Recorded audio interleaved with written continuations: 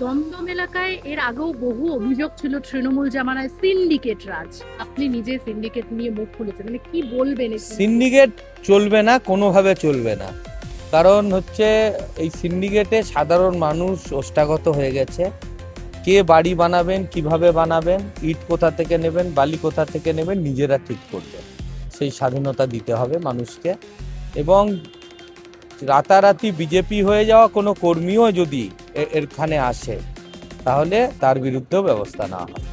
দাদা, এই যে পাড়ায় পাড়ায় যেসব ছেলেরা এতদিন সিন্ডিকেট চালাতো, যে আমাদের পাড়ায় আমরাই, মানে এই যে বড় বড় ফ্ল্যাট উঠছে সেই সব ফ্ল্যাটে সমস্ত এই মাল সাপ্লাই করা, তারা পুলিশকে কড়া ইনস্ট্রাকশন দেওয়া আছে, একটা অভিযোগ পেলে সোজা আইনি ব্যবস্থা নিয়ে।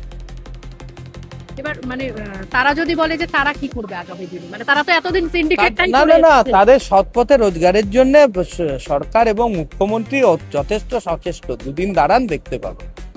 বাংলা হান্টের আরও খবর দেখতে নজর রাখুন। বাংলা খবর মানেই বাংলা হান্ট।